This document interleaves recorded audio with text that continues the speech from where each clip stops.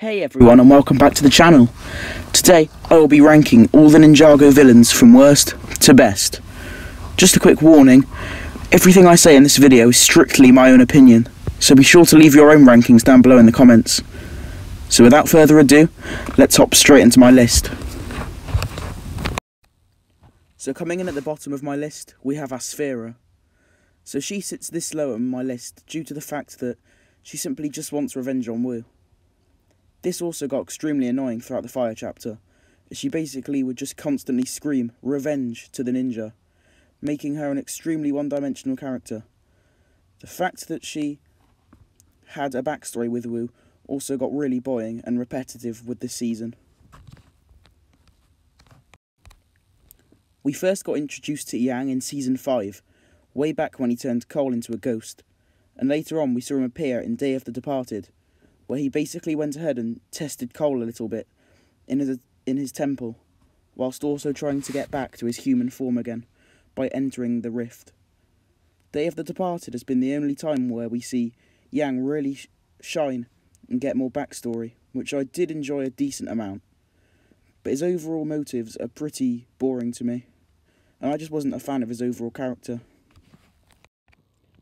Okay then, so I am Baron as this though on the list due to the fact that he really didn't have much time to fully develop a backstory, as he basically served as a secondary villain for Season 9, as Harumi and Garmadon got all the screen time back in Ninjago City.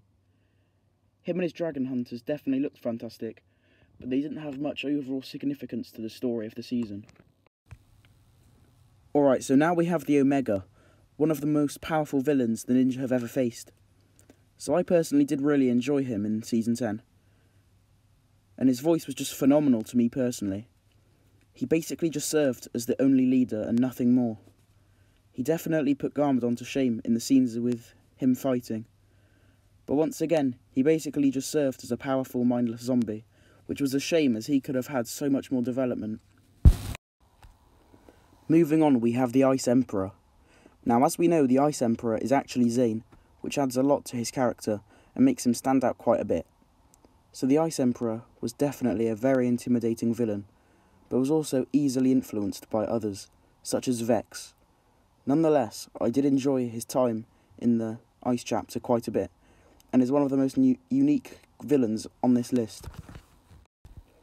Crux is the older member of the Time Twins, and definitely the weakest out of the two.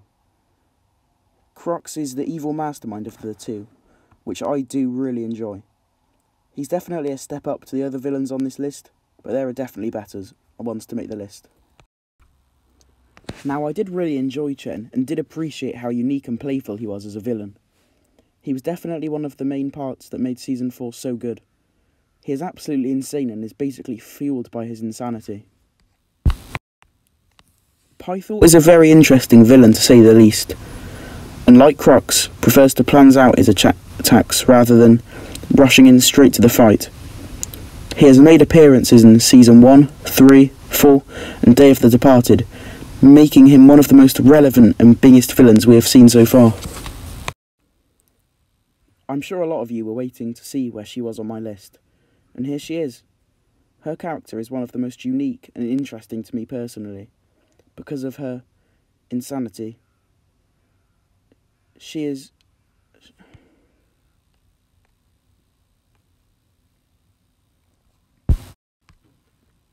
Okay, so Mauro is another fan favourite villain, for lots of reasons, and I enjoy him a lot too. He isn't one of the most evil villains out there, as he started to turn good towards the end of Season 5. He has a very strong connection with Wu, as he was one of Wu's first pupils. Overall, I really enjoyed him. Even his voice acting was amazing, and his motives were some of the strongest we've ever seen. Acronix is the second Time Twin on this list, and is definitely higher up on this list for a very good reason. I just loved his obsession with technology, which was the complete opposite to his brother.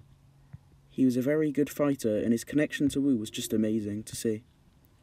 He has one of my favourite voices from all of Ninjago, which made him even more of an intimidating villain. I really hope we see these two again. Okay, so Nadakon is definitely a pretty underrated villain, in my opinion, and I don't see a whole lot of people appreciating him as much as they should be. But I think he is a top tier Ninjago villain, due to the fact that he can be very scary and intimidating. He is definitely an amazing character and villain, with his ability to trick people and twist people's words with ease. Wanting to recruit his fallen realm, Ninjago, was a great and a very unique idea and backstory for a villain. Next we have one of the main parts of the whole Ninjago show, and that is of course, Garma Daddy. The reason myself and a lot of other people love him is just because of how interesting he is. He's the first Spinjitzu Master's son, and unfortunately got bitten by the Great Devourer's venom, which turned him evil when he was very young. He is also very self-aware of himself and his actions, knowing that he cannot stop his evil actions. Well, I'm sure you all saw this one coming. At number 1, we of course have the Overlord. Now the Overlord is just a phenomenal villain to me, as he is just pure evil, and one of the most ancient things from the whole show. Of course, being the first Spinjitzu Master's first opponent, the Overlord is part of the balance of the good and evil Ninjago, and can possess many things, being a small evil spirit. I just love how obsessed he is with destiny, and it just makes him such a fantastic villain. His design is also phenomenal too, being one of the most intimidating and scary looking villains we have ever seen. I genuinely hope the Overlord appears for the finale of Ninjago for one final time. Okay, so I hope you enjoyed my rankings of the Ninjago villains. If you enjoyed this video, be sure to subscribe to the channel, like this video, and leave a comment down below. I also have a Discord server, so the link to that will be down in the description below. With all this being said, I will see you all in the next one, coming very soon.